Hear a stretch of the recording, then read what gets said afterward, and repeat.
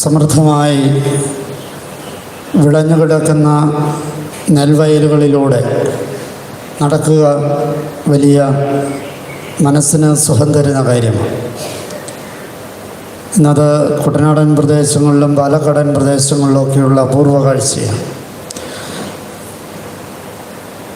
ഒരു കർഷകനെ സംബന്ധിച്ചിടത്തോളം അവൻ വളർത്തി വലുതാക്കുന്ന നെല്ല് അത് കൊയ്ത് ഒരു മണി പോലും നഷ്ടപ്പെടാതെ അത് സമാഹരിക്കണം എന്ന് തന്നെയാണ് അവൻ്റെ സ്വപ്നം.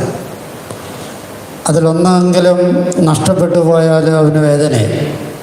അതുകൊണ്ടാണ് കൊയ്ത്ത് കഴിഞ്ഞിട്ട് ബാക്കി അവശേഷിക്കുന്ന നെല്ല് ഏതെങ്കിലും തരത്തിൽ കൊഴിഞ്ഞു പോയതോ വിട്ടുപോയതോ ഒക്കെയായ നെല്ലുകളെ കാലാപെറുക്കൽ നടത്തുകയും അതിനുശേഷവും കണ്ടുകെട്ടാത്ത നെല്ലിനെ അതിനെ താറാവിനെയൊക്കെ ഇറക്കി അതിനെ അപ്പോഴും ഉപയോഗത്തിലേക്ക് കൊണ്ടുവരാൻ ആ കർഷകൻ ശ്രമിക്കും. അത്രയേറെ കരുതൽ കൃഷിക്കാരന് ഉണ്ട് എന്ന് നമുക്കറിയാം. ആ ഒരു പശ്ചാത്തലത്തിൽ വേണം ഇന്നത്തെ വചനത്തെ തിരിച്ചറിയാനായിട്ട്.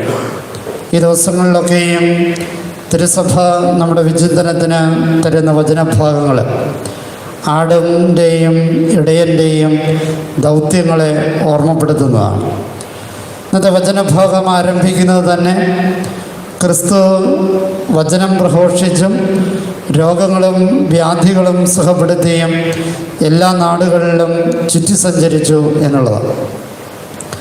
ഇടയൻ ഓഫീസിലിരുന്ന് വർക്ക് ചെയ്യുന്നവനല്ല, നേരെ മറിച്ച് ആടുകളുടെ ഇടയിൽ ചുറ്റി സഞ്ചരിക്കുന്നവനാണ്. മത്തായിയുടെ സുവിശേഷമാണ് നമ്മൾ വായിച്ചു കേട്ടത്. മത്തായിയുടെ സുവിശേഷത്തിലുടനീളം അപ്പസ്തോലന്മാർക്ക് കൊടുക്കുന്ന നിർദ്ദേശങ്ങൾ അത് യാത്രികർക്കുള്ള നിർദ്ദേശങ്ങളാണ്. ഒരിടത്ത് കുറ്റിയടിച്ച് താമസിക്കുന്ന സംവിധാനമല്ല ക്രിസ്തുവിൻ്റെ പൗരോഹിത്യ ശുശ്രൂഷ. ഒരുപക്ഷെ അതുകൊണ്ടായിരിക്കണം വൈദികരെയും സന്യസ്തരെയും ഒക്കെ അല്പകാലം കഴിയുമ്പോൾ ട്രാൻസ്ഫർ കൊടുക്കുക. വൈദികർ അല്ലെങ്കിൽ സന്യസ്തർ ട്രാൻസ്ഫർ വേണ്ട എന്ന മോഹം ഉണ്ടായാലും അവർക്ക് ട്രാൻസ്ഫർ നിർബന്ധമായിട്ട് കൊടുക്കുക. അങ്ങനെ ഒരു മോഹം അവർക്കുണ്ടാകാൻ പാടില്ല. പക്ഷേ ചില ഗതികേട് കൊണ്ട് അങ്ങനെയൊക്കെ ഉണ്ടാകാറുണ്ട്. ഏതായാലും അങ്ങനെ ഒരു ട്രാൻസ്ഫർ കൊടുക്കുന്നതിൻ്റെ അടിസ്ഥാന നിലപാട് ക്രിസ്തുവിൻ്റെ ഈ മനോഭാവത്തോട് ചേർന്നുള്ളതാണ്. ഒരിടത്തും കുറ്റിയടിച്ച് ജീവിക്കേണ്ടവനല്ല ക്രിസ്തു ശിഷ്യൻ എന്നതുകൊണ്ട് തന്നെയാണ്. സഞ്ചാരിക്കുള്ള നിർദ്ദേശങ്ങളാണ് പലപ്പോഴും ക്രിസ്തുവിൻ്റെ യാത്രയ്ക്ക് പോകുമ്പോൾ വടിയെടുക്കരുത്, അല്ലെങ്കിൽ സഞ്ചിയിൽ പണം സമാഹരിക്കേണ്ട കാര്യമില്ല, ഉടുപ്പ് ഇത്ര മതി, ഇങ്ങനെയൊക്കെയുള്ള നിർദ്ദേശങ്ങൾ എല്ലാം യാത്രികൾക്കുള്ളത്. ഒരർത്ഥത്തിൽ ഈ ലോകത്തിൽ ഒരു തീർത്ഥാടക യാത്ര നടത്തുന്നവരാണ് നമ്മളെല്ലാവരും. ഈ ജീവിതയാത്രയിൽ പാലിക്കപ്പെടേണ്ട ചില മൂല്യങ്ങളാണ് ക്രിസ്തു തൻ്റെ ജീവിതത്തിൽ പഠിപ്പിച്ചത്. ക്രിസ്തു പഠിപ്പിച്ച അടിസ്ഥാന സ്നേഹത്തിൻ്റെയും ക്ഷമയുടെയും നീതിയുടെയും സത്യത്തിൻ്റെയും ഒക്കെ മൂല്യങ്ങളെ മറച്ചുവെച്ചും മറച്ചിട്ടും കുഴിച്ചിട്ടും ആണ് നമ്മൾ മിക്കവാറും നമ്മുടെ കൂട്ടായ്മകൾ, നമ്മുടെ അധികാരികൾ, നമ്മുടെ നിലപാടുകളൊക്കെ പോയിക്കൊണ്ടിരിക്കുന്നത് എന്നത് വലിയ ഗതികേടാണ്. അപ്പോൾ ക്രിസ്തുവിൻ്റെ മൂല്യങ്ങളിൽ അധിഷ്ഠിതമായി ജീവിക്കുക, ഒപ്പം ഈ ഇടയനില്ലാത്ത ആടുകളോട് കരുതലുണ്ടാകും. എപ്പോഴും ഇടയൻ്റെ ധർമ്മം ആടുകളോടുള്ള കരുതലും സ്നേഹവും അനുകമ്പയുമൊക്കെയാണ് എന്ന് വചനം പഠിപ്പിക്കുകയാണ്. അതുകൊണ്ട് നേരത്തെ സൂചിപ്പിച്ചതുപോലെ ഒരു കൃഷിക്കാരൻ തൻ്റെ വിളവിലൊരു മണി പോലും നഷ്ടപ്പെടാതെ സമാഹരിക്കാൻ ശ്രദ്ധിക്കുന്ന പോലെ ദൈവം താൻ സൃഷ്ടിച്ച തൻ്റെ മക്കളായ ഓരോ വിശ്വാസിയെയും തൻ്റെ സൃഷ്ടികളായ ഓരോ മനുഷ്യനെയും, രണ്ടും തമ്മിൽ വ്യത്യാസമുണ്ട്. മാമോദീസ സ്വീകരിച്ചവർ ദൈവത്തിൻ്റെ മക്കളാണ്. എല്ലാ മനുഷ്യരും ദൈവത്തിൻ്റെ മക്കളല്ല. അതേസമയം എല്ലാ മനുഷ്യരും ദൈവത്തിൻ്റെ സൃഷ്ടികളാണ്. അപ്പോൾ തൻ്റെ മക്കളായ മനുഷ്യരെയും തൻ്റെ സൃഷ്ടികളായ മനുഷ്യരെയും, രണ്ട് മനുഷ്യരെയും കൂടെ നിർത്താനായിട്ട്, അവരുടെ കുറവുകളിലും പോരായ്മകളിലും ഇടപെടാനായിട്ട് ക്രിസ്തു ആഗ്രഹിക്കുന്നുണ്ട്. കാരണം അവൻ നല്ല ഇടയനാണ്. അപ്പോൾ ഈ ഇടയന്മാരുടെ ദൗത്യം ആടുകളോട് അനുകമ്പയും സ്നേഹവും നീതിയും ഒക്കെ നടപ്പിലാക്കി പോകുക എന്നുള്ളത്. അത് നടപ്പിലാക്കാതെ പോകുമ്പോഴാണ് വലിയ പ്രതിസന്ധികൾ ഉണ്ടാകുക. ഇടയ ദൗത്യം ഓരോ കുടുംബങ്ങളിലും, കുടുംബ യൂണിറ്റുകളിലും, സംഘടനകളിലും, ഇടവകയിലും ഒക്കെ ഞാനും നിങ്ങളും ഒക്കെ മാറി മാറി ഏറ്റെടുത്തിട്ടുള്ളവരാണ്. ഈ ഏറ്റെടുത്തിരിക്കുന്ന ദൗത്യത്തോട് എത്രത്തോളം വിശ്വസ്തത പുലർത്താനായിട്ട് സാധിക്കുന്നു എന്നത് ശ്രദ്ധിക്കേണ്ട ഒരു കാര്യമാണ്. ഇടയൻ്റെ ദൗത്യം ആടുകളുടെ ആവശ്യമനുസരിച്ച് നിലനിൽക്കുക എന്നുള്ളത്, അവനവൻ്റെ ഇഷ്ടമനുസരിച്ച് പോവുക എന്നുള്ളതല്ല. ഞാനിവിടെ വന്നിട്ട് 1-2 കൗൺസിൽ കൂടിയപ്പോൾ, പാരിഷ് കൗൺസിൽ കൂടിയപ്പോൾ ശ്രദ്ധിച്ച ഒരു കാര്യം, ഓരോ കൗൺസിൽ അംഗത്വവും തിരഞ്ഞെടുക്കപ്പെട്ട ഓരോ മാനദണ്ഡങ്ങളുണ്ട്. ചിലത് സംഘടനയിൽ നിന്നായിരിക്കാം, ചിലർ ഏതെങ്കിലും കുടുംബ യൂണിറ്റുകളിൽ നിന്നായിരിക്കാം. അപ്പോൾ അവർ ചിലത് ഏതെങ്കിലും വനിതാ പ്രാതിനിധ്യം അല്ലെങ്കിൽ അങ്ങനെ സംഘടനാ പ്രാതിനിധ്യം, ഇങ്ങനെ ഓരോ കെയർ ഓഫിലാണ് ഓരോരുത്തർ തിരഞ്ഞെടുക്കുക. ഈ തിരഞ്ഞെടുക്കപ്പെടുന്നവർ ഇടയന്മാരാണ്. ഈ ഇടയന്മാർ ആടുകളെ മറന്നല്ല സംസാരിക്കുന്നത്. പലപ്പോഴും ഇങ്ങനെ കൗൺസിലിൽ വന്ന് സംസാരിക്കുമ്പോൾ അവനവൻ്റെ ബുദ്ധിയും അവനവൻ്റെ വികാരവും അവനവൻ്റെ ആലോചനയുമാണ് പറയുക. അതല്ല ഒരു ഇടയ ദൗത്യം. ആടിൻ്റെ സ്വഭാവം, ഞാനൊരു പാരിഷ് കൗൺസിലേക്ക് വന്നത് എൻ്റെ കുടുംബ യൂണിറ്റിൻ്റെ പ്രതിനിധിയാണെങ്കിൽ ഞാൻ ചിന്തിക്കേണ്ടത് എൻ്റെ കുടുംബ യൂണിറ്റിലെ ആളുകളുടെ വികാരമെന്താ, വിചാരമെന്താ, അതാണ് ഞാൻ പറയേണ്ടത്. ഞാനൊരു നോമിനിയായിട്ട് വന്നതാണെങ്കിൽ എന്നെ നോമിനിയാക്കിയ സെറ്റപ്പ് എന്താണോ അതിൻ്റെ വികാരം എന്താണ്, വിചാരം എന്താണ് എന്നുള്ളത്. ഈ ഒരു പ്രശ്നം അത് സഭയുടെ അകത്ത് ഗൗരവമായിട്ട് നടക്കുന്നുണ്ട്. അത് നമ്മുടെ ഇടവകയിൽ നടക്കുന്നുണ്ട്, നമ്മുടെ ഈ സംഘടനകളിൽ നടക്കുന്നു. ഒരു സംഘടന ഭാരവാഹിയായിട്ട് തിരഞ്ഞെടുത്തു കഴിഞ്ഞാൽ ഈ ഭാരവാഹി തൻ്റെ ബുദ്ധിയും തൻ്റെ ആഗ്രഹങ്ങളും ഒക്കെ അനുസരിച്ചാണ് ചെയ്യുന്നതെങ്കിൽ അവൻ ഇടയനല്ലാതായിട്ട് മാറുകയാണ്. ഒരു കുടുംബ യൂണിറ്റിലൊരു ഭാരവാഹിയായിട്ട് തിരഞ്ഞെടുക്കും. ആ കുടുംബ യൂണിറ്റിലെ ഭാരവാഹി അവനവൻ്റെ വികാരവും ഇഷ്ടവും താല്പര്യങ്ങളും അനുസരിച്ചാണെങ്കിൽ അവൻ ഇടയനല്ലാണ്ടായി മാറുകയാണ്. ജനത്തിൻ്റെ ഹിതത്തിനനുസരിച്ച്, അല്ലെങ്കിൽ ആടുകളുടെ തന്നെ ഭരമേൽപ്പിക്കപ്പെട്ടിരിക്കുന്ന ആട് ഏതാണോ ആ ആടിൻ്റെ താല്പര്യങ്ങളും ആ ആടിൻ്റെ നന്മയും ആ ആടിൻ്റെ ചിന്തയും ആ ആടിൻ്റെ ബുദ്ധിയുമൊക്കെയായിട്ടാണ് ഓരോ ഇടയനും നടക്കേണ്ടത്. നമ്മുടെ പരിശുദ്ധ മാർപ്പാപ്പ അദ്ദേഹത്തിൻ്റെ ആരംഭകാലത്ത് പറഞ്ഞ ഒരു ഡയലോഗ് വളരെ പ്രസിദ്ധമാണ്. ഓരോ ഇടയനും ആടുകളുടെ ഗന്ധമുള്ളവനാകണം, ആടുകളുടെ കൂടെ നടക്കണം.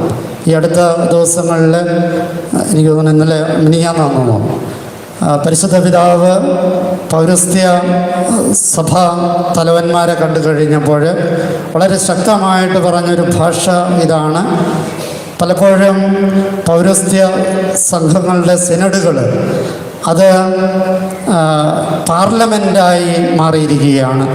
ഭൂരിപക്ഷത്തിൻ്റെ തീരുമാനമനുസരിച്ച് ആടുകളുടെ അടുത്തേക്ക് കൽപ്പനകൾ അടിച്ചേൽപ്പിക്കുന്നതല്ല ഇടയധർമ്മം. അത് വിശുദ്ധമായ പ്രക്രിയയല്ല, മറിച്ച് ആടുകളുടെ വികാരവും വിചാരവും അവരുടെ അഭിപ്രായങ്ങളും അറിഞ്ഞ് കൂടെ നടക്കലാണ് ഇടയദൗത്യം എന്ന് പരിശുദ്ധ പിതാവ് കൃത്യമായിട്ട് പറയുകയുണ്ടായി.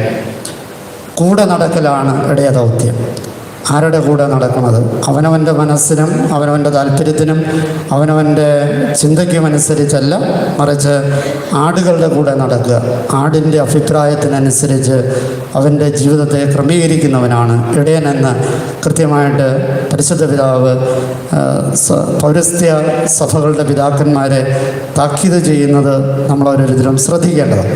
നമ്മുടെ കുടുംബത്തിൽ നമ്മൾ ഇടയ ദൗത്യം നിർവഹിക്കുമ്പോൾ നമ്മുടെ ജീവിത പങ്കാളിയുടെ, നമ്മുടെ മക്കളുടെ, പ്രായമായ നമ്മുടെ മാതാപിതാക്കന്മാരുടെ ഒക്കെ താല്പര്യങ്ങളുടെ, അവരുടെ നന്മയെ അടിസ്ഥാനമാക്കിയാണോ നമ്മൾ തീരുമാനമെടുക്കുന്നത്?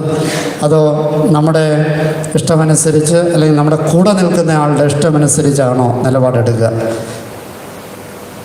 ശക്തിയുടെയും ബുദ്ധിയുടെയും തലത്തിലല്ല ഇടയധർമ്മം നിർവഹിക്കപ്പെടേണ്ടത്, മറിച്ച് അനുകമ്പയുടെയും ആർദ്രതയുടെയും സ്നേഹത്തിൻ്റെയും കരുണയുടെയും നീതിയുടെയും ഒക്കെ പശ്ചാത്തലത്തിലാണ് എന്ന് വചനം നമ്മളെ പഠിപ്പിക്കുകയാണ്. നമ്മളെല്ലാവരും ഒരു തരത്തിലല്ലെങ്കിൽ മറ്റൊരു തരത്തിൽ ഈ ഇടയധർമ്മം നിർവഹിക്കുമ്പോൾ ഈയൊരു മനോഭാവം നമുക്ക് സ്വന്തമാക്കാൻ പറ്റുന്നുണ്ടോ എന്ന് ആത്മശോധന ചെയ്യേണ്ടത്. നമ്മുടെ ജീവിത പങ്കാളിയുടെ ഹൃദയവികാര വിചാരങ്ങളെ ഉൾക്കൊണ്ടിട്ടാണോ നമ്മുടെ പോക്കുകൾ? നമ്മുടെ മക്കളുടെ വികാര വിചാരങ്ങളെ ഉൾക്കൊണ്ട് അവരുടെ ഗന്ധമുള്ള ഇടയനായിട്ട് ഞാൻ മാറിയിട്ടുണ്ടോ? പ്രായമായ മാതാപിതാക്കന്മാരുടെ ഗന്ധമുള്ള മക്കളായി നമ്മൾ മാറിയിട്ടുണ്ടോ? അങ്ങനെ മാറിയിരുന്നില്ല എങ്കിൽ നമ്മുടെ ഇടയ ദൗത്യത്തിൽ എവിടെയൊക്കെയോ വശപ്പശകുണ്ട് എന്നാണ് അർത്ഥം. ആടുകൾക്ക് വേണ്ടി ജീവനർപ്പിക്കുന്ന ഇടയ ദൗത്യത്തിലേക്ക് വരേണ്ടതുണ്ട്. വീണ്ടും നമ്മൾ കാണുന്ന ഒരു കാര്യം, ഈശോ തിരഞ്ഞെടുക്കുകയാണ് 12 പേരെ. അവരെ ഏൽപ്പിച്ച അധികാരം എന്ന് പറയുന്നത് പ്രത്യേകം ശ്രദ്ധിക്കേണ്ടത് പിശാചുകളെ പുറത്താക്കാനാണ്, തിന്മയെ ഇല്ലാതാക്കാനാണ് അധികാരം കൊടുത്തിട്ടുള്ളത്. തിന്മ ഉണ്ടാക്കാനല്ല, തിന്മ ഇല്ലാതാക്കാനാണ് അധികാരം. പലപ്പോഴും ഇന്ന് നമ്മുടെയൊക്കെ ജീവിതത്തിൽ കാണുന്നൊരു കാര്യം, ഇടയന്മാർ തിന്മയെ സൃഷ്ടിക്കുന്നവരായി, ഇതുവരെ ഇല്ലാത്ത പുതിയ പ്രശ്നങ്ങളെ സൃഷ്ടിക്കുന്നവരായി മാറുന്നു എന്നുള്ളതാണ്. ഒരു കുടുംബത്തിലേക്ക് ഒരു പെൺകുട്ടിയെ കൊണ്ടുവരുമ്പോൾ അതുവരെ ഇല്ലാത്ത പുതിയ പ്രശ്നങ്ങൾ ആ ഇടയ ദൗത്യത്തിലേക്ക്, അവളൊരു തരത്തിൽ ഇടയ ദൗത്യത്തിലേക്ക് വരേണ്ടവളാണ്. അപ്പോൾ പുതിയ പ്രശ്നങ്ങൾ വരിക. ഒരു പുതിയ ഭാരവാഹിയെ ഒരു സംഘടനയിൽ തിരഞ്ഞെടുക്കുമ്പോൾ ആ സംഘടനയിൽ അതുവരെ ഇല്ലാത്ത പുതിയ പ്രശ്നങ്ങൾ വരികയും, അപ്പോൾ പ്രശ്നങ്ങളുണ്ടാക്കുക, തിന്മയുണ്ടാക്കുക, ഒരു പാരിഷ് കൗൺസിലിലേക്ക് ഒരു പുതിയ വ്യക്തിയുടെ ഇടപെടൽ പുതിയ പ്രശ്നങ്ങളുണ്ടാക്കും. ഒരു കുടുംബ യൂണിറ്റ് ഭാരവാഹിത്വത്തിൽ ആ കുടുംബയോഗം ചേരുമ്പോൾ ചിലരുടെ ഇടപെടൽ പുതിയ പ്രശ്നങ്ങളുണ്ടാക്കുക. അപ്പോൾ ഇടയ ദൗത്യം പ്രശ്നങ്ങളുണ്ടാക്കാനാണ് എന്നെവിടെയോ നമ്മൾ ചിന്തിച്ച് വശമായിട്ടുണ്ട്. എവിടെയൊക്കെയോ ഉള്ള സ്വസ്ഥതകളെ നഷ്ടപ്പെടുത്തി പുതിയ പ്രശ്നങ്ങളുണ്ടാക്കുക, അങ്ങനെ 4 പേരുടെ മുമ്പിൽ ഹീറോ ആകുക, അല്ലെങ്കിൽ രാത്രിക്ക് രാത്രി ഏതെങ്കിലും വീടാന്തരം കയറി ഇറങ്ങി ഓരോരുത്തരെ കുശുകുശുത്ത്, അല്ലെങ്കിൽ ഏതെങ്കിലുമൊക്കെ കവലകളിലേക്ക് വിളിച്ചു വരുത്തി. ശ്രദ്ധിച്ചൊരു കാര്യം, കുർബാനയ്ക്കിടയിൽ പോലും ഈ ചർച്ച നടക്കുന്നു എന്നുള്ളതാണ്. ചില ഇടയന്മാർ ചില ആടുകളെ പിടിച്ച് നമ്മുടെ വശത്താക്കാനായിട്ടുള്ള ശ്രമങ്ങൾ നടത്തിക്കൊണ്ടിരിക്കും. വളരെ വേദനയുള്ള ഒരു നിലപാടുകളാണ് നമ്മൾ പലപ്പോഴും എടുക്കുക. ഇടയൻ്റെ ദൗത്യം പ്രശ്നങ്ങളുണ്ടാക്കിയല്ല, പിശാചിന് വളവും ഇതും കൊടുക്കുക എന്നുള്ളതല്ല. ക്രിസ്തുവിൻ്റെ നിലപാട് അങ്ങനെയുള്ളവനെ പോലും തിരഞ്ഞെടുത്തു എന്നുള്ളതാണ്. ഒറ്റിക്കൊടുത്ത യൂദാസിനെയും ഇടയനായിട്ട് തിരഞ്ഞെടുത്തു എന്ന് നമ്മൾ മനസ്സിലാക്കുക. അപ്പോൾ ഒറ്റിക്കൊടുത്ത യൂദാസിനെ പോലും ക്രിസ്തു ഇടയനായിട്ട് തിരഞ്ഞെടുത്തുവെങ്കിൽ ഞാൻ ഈ യൂദാസിൻ്റെ പക്ഷത്ത് നിൽക്കുന്നവനാണോ എന്ന് ചിന്തിക്കേണ്ടത്. ഒറ്റ കാര്യത്തിനെ ക്രിസ്തു അധികാരം കൊടുത്തിട്ടുള്ളൂ, അത് തിന്മയെ ബന്ധിക്കാനാണ്, പിശാചിനെ ഇല്ലായ്മ ചെയ്യാനാണ്. ആ ബന്ധന പ്രക്രിയയിലാണ് ഇടയന്മാർക്ക് അധികാരമുള്ളത്. മറ്റൊരു കാര്യത്തിലും അധികാരമില്ലെന്നാണ് വചനം പഠിപ്പിക്കുക. ഞാൻ പഠിപ്പിച്ചതല്ല, വചനം പഠിപ്പിക്കുക.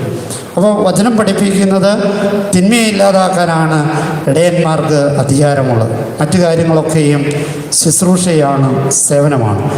നമ്മൾ തിന്മയെ ബന്ധിക്കുന്നവരാണ്.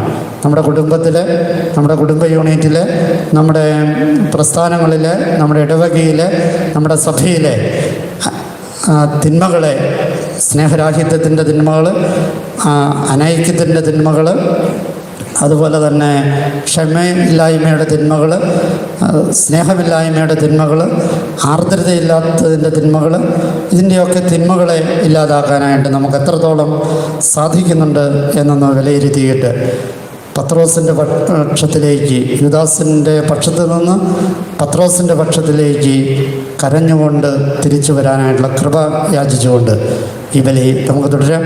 പിതാവിൻ്റെയും പുത്രൻ്റെയും പരിശുദ്ധാത്മാവിൻ്റെയും നാമത്തിൽ ആമേൻ.